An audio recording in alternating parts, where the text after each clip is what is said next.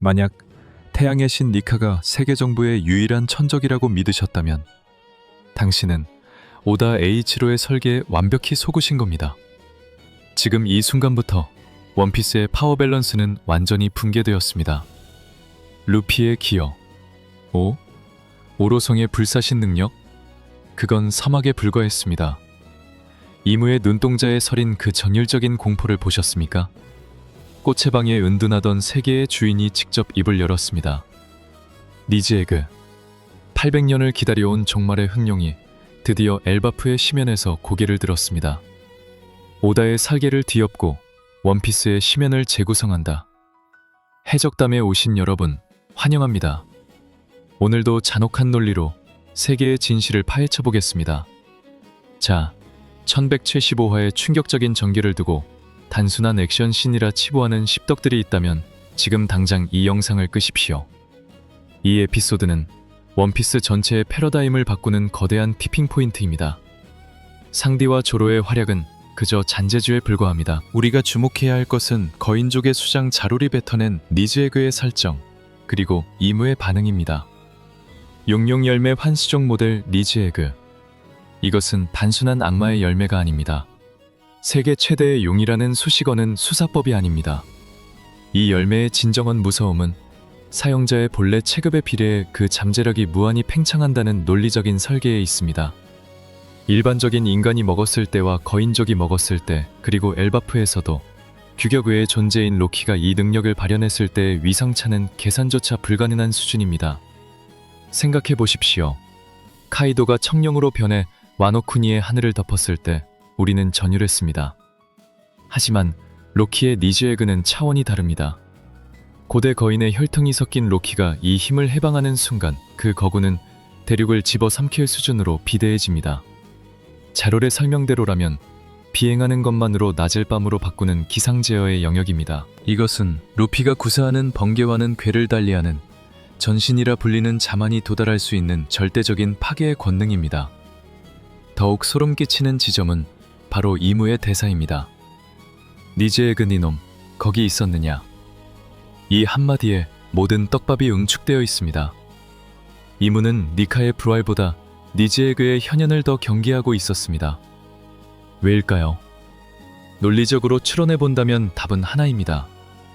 800년 전 공백의 역사에서 조이보이의 태양신 군단에 가장 치명적인 타격을 입혔거나 혹은 세계정부의 설립 기반 자체를 뿌리째 뒤흔들었던 진정한 종말의 병기가 바로 이 흑룡이었기 때문입니다. 이제 마더 플레임이라는 인위적인 화력은 로키의 존재 앞에 무의미해졌습니다.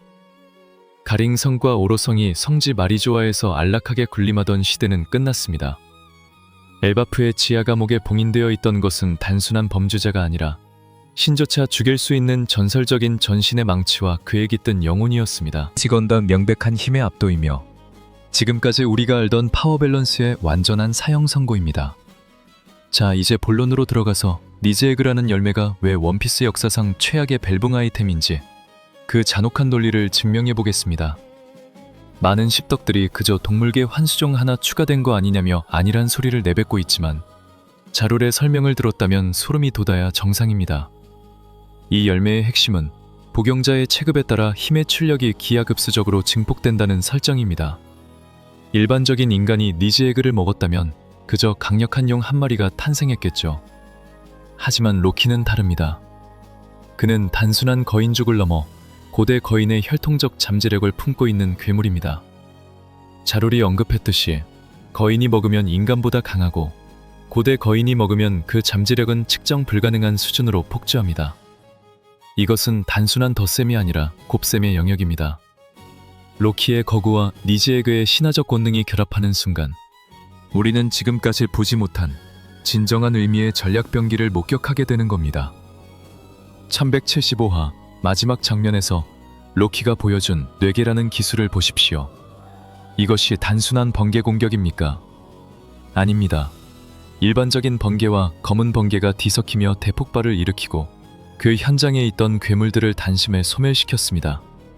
루피가 카이도와의 결전에서 하늘의 번개를 잡았을 때 우리는 그것이 정점이라 생각했지만 로키는 존재 자체만으로 전장의 기상 조건을 밤으로 뒤바꾸며 방역 삼멸을 실현합니다. 이것이 바로 고대 거인의 신체 조건이 뒷받침된 환수종의 진정한 공포입니다. 논리적으로 따져봅시다. 오로성이 가진 불사의 능력이나 재생력도 결국 물리적인 파괴 에너지가 한계를 넘어서면 무의미해질 수밖에 없습니다. 로키가 뿜어내는 이 압도적인 전기 에너지는 세포 단위의 파괴를 넘어 공간 자체를 마비시키는 수준입니다. 특히 비행 시에 낮을 밤으로 바꾼다는 설정은 단순한 연출이 아닙니다. 이것은 광학적인 시야 차단을 넘어 대기 중의 전자기력을 완전히 장악한다는 소리입니다. 해군본부의 군함들이나 세계정부의 과학병기들이 로키의 사정거리 안에 들어오는 순간 모든 시스템은 마비되고 그저 거대한 쇳덩어리로 전락하게 될 것입니다. 이것은 명백한 힘의 우위입니다. 카이도가 무력의 상징이었다면 로키는 재앙의 현신입니다. 오다가 굳이 엘바프의 지하에 이 괴물을 가둬두고 이무가 그 존재를 확인하며 전율하게 만든 이유가 여기에 있습니다. 태양의 신 니카가 자유와 희망의 상징이라면 니제에그를 품은 로키는 심판과 종말의 상징입니다. 이제 파워 밸런스라는 말은 의미가 없어졌습니다. 로키라는 변수가 등장한 시점에서 세계 정부가 쌓아올린 800년의 철옹성은 이미 뿌리부터 썩어 문드러지기 시작한 겁니다. 이 압도적인 무력 앞에 논리는 사치일 뿐입니다. 오직 파괴만이 남을 뿐이죠. 자, 이제 800년 전 공백의 역사에 그 추악한 이면을 파헤쳐 보겠습니다. 많은 십덕들이 조이보이의 패배 원인을 그저 오로성과 이무의 비겁한 다구리 정도로 치부하지만 제 분석은 다릅니다. 진정한 패배의 원인은 바로 엘바프의 전설 속에 숨겨져 있던 전신과 태양신의 대립에 있습니다. 이번 1175화에서 자롤이 언급한 라그닐과 라타토스크의 존재는 단순한 맥거핀이 아닙니다. 이것은 원피스 세계관의 근간을 뒤흔들 파워 메커니즘의 핵심입니다. 수호의 망치, 라그닐의 깃든 얼음다람쥐 라타토스크의 혼, 그리고 흥령 니제에그의 결합. 여러분, 이것이 무엇을 의미하는지 아십니까? 바로 빙결과 뇌격의 완벽한 속성 조합입니다.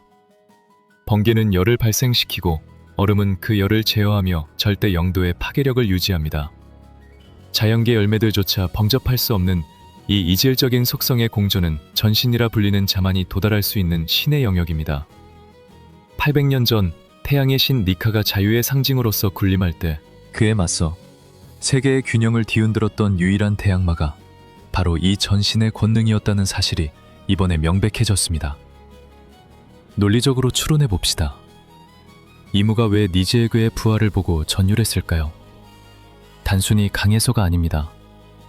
니카를 죽일 수 있는 유일한 살해 도구가 바로 니즈헤그와 라그닐의 조합이기 때문입니다. 전설에 따르면 전신은 태양신에게 도전했습니다. 이것은 단순한 반란이 아니라 빛과 열을 뿜어내는 니카의 에너지를 얼음과 뇌격으로 상쇄하고 무력화할 수 있는 유일한 상성관계를 증명합니다. 이것은 소름 돋는 뇌피셜이 아니라 정교하게 설계된 복성입니다. 라그닐이라는 망치가 악마의 열매를 수호해왔다는 사실은 이 능력이 함부로 유출되어 세계의 균형을 깨트리는 것을 이무조차 두려워했다는 방증입니다. 조이보이의 파트너였을 수도, 혹은 그를 배신했던 칼날이었을 수도 있는 이 전신의 힘이 로키라는 통제불능의 광기 어린 존재의 손에 들어갔습니다. 이제 엘바프는 단순한 수행의 장소가 아닙니다. 800년 전 결판을 내지 못했던 태양신과 전신의 2차전이 벌어질 잔혹한 도살장입니다. 니카가 태양의 빛으로 세상을 비추려 한다면 니즈에그를 품은 로키는 그 빛조차 얼려버릴 칠흑 같은 밤의 번개로 응수할 겁니다. 이것이 바로 오다가 숨겨온 공백의 역사의 진실이며 우리가 목격하게 될 전율적인 카타르시스의 실체입니다. 기존의 파워 밸런스 따위는 잊으십시오. 이제부터는 신과 신의 사륙전입니다. 이무의 눈동자를 보셨습니까? 그것은 단순한 분노가 아닙니다. 800년 동안 세계의 꼭대기에서 군림하던 절대 지배자가 처음으로 내뱉은 통제불능의 비명입니다. 니즈에그, 네놈 거기 있었느냐? 나는 대사는 이무가 지난 수세기 동안 엘바프를 주시하며 그 열매의 행방을 필사적으로 추적해왔음을 증명합니다. 성지 마리조아의 꽃의 방, 그 평온한 공간조차 로키의 포효 한 번에 균열이 가기 시작했습니다. 이것은 단순한 타워 인플레의 문제가 아닙니다. 뇌세계 정부의 근간을 지탱하던 공포의 독점이 깨졌음을 의미합니다. 논리적으로 분석해 봅시다. 이무가 진정으로 두려워하는 것은 마더 플레임의 화력조차 압도하는 로키의 기상제어 능력입니다. 로키가 뿜어내는 뇌계는 단순한 광역기가 아닙니다. 그것은 하늘의 권능을 강탈한 자만이 부릴 수 있는 신의 심판입니다.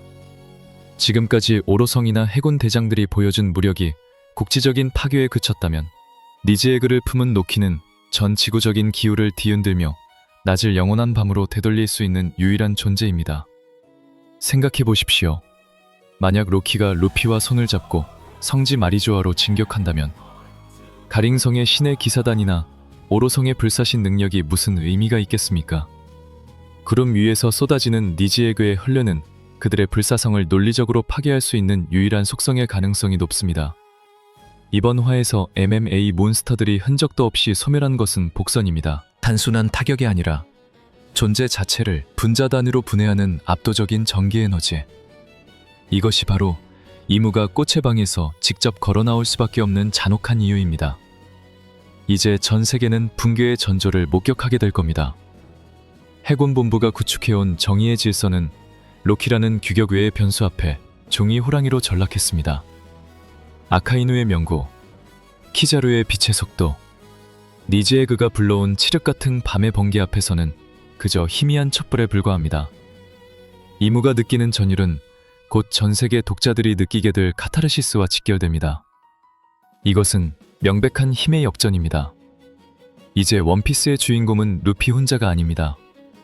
태양의 신 니카와 전신 니즈에그. 이 두 신의 강림은 세계 정부라는 거대한 기득권을 뿌리째 뽑아버릴 파괴적인 시너지를 예고하고 있습니다.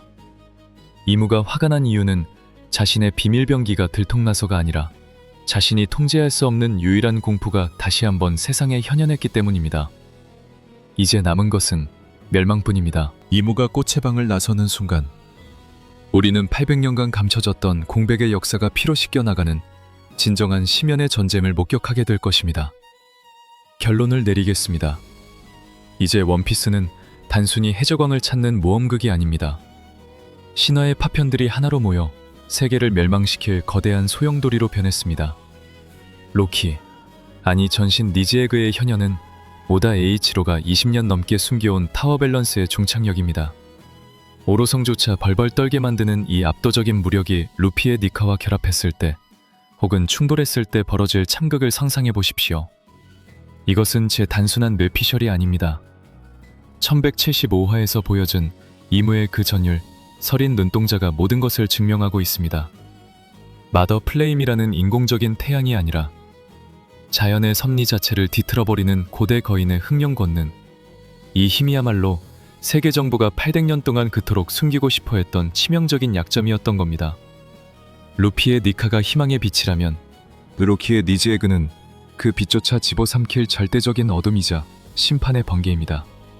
이제 여러분께 묻겠습니다. 과연 루피는 이 미쳐버린 괴물 로키를 아군으로 포섭할 수 있을까요? 아니면 800년 전의 전설처럼 태양신과 전신이 서로의 목을 노리는 피비린내 나는 사륙전을 지연하게 될까요? 논리적으로 볼 때 로키는 누구의 통제도 받지 않는 파괴신입니다. 루피가 이 힘을 감당하지 못하는 순간 엘바프는 신들의 무덤이 될 것이고 그 여파는 마리조아를 넘어 전 세계를 괴멸시킬 것입니다. 해적담이 제시하는 결론은 명확합니다. 로키는 단순한 조력자도 빌런도 아닙니다. 그는 이 세계의 파워 밸런스를 초기화하기 위해 강림한 종말의 집행자입니다. 이무가 꽃의 방에서 직접 걸어 나온 이상 이제 비겁한 숨바꼭질의 시대는 끝났습니다.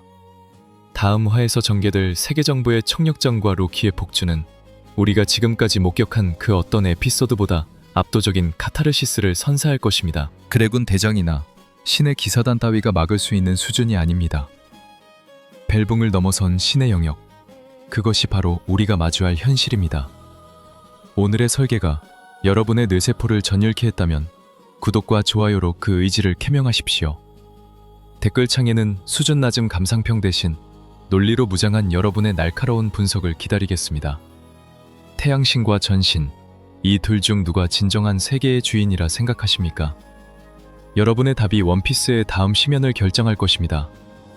저는 더 무자비하고 날카로운 분석으로 돌아오겠습니다. 다음 설계에서 뵙죠. 설계 종료.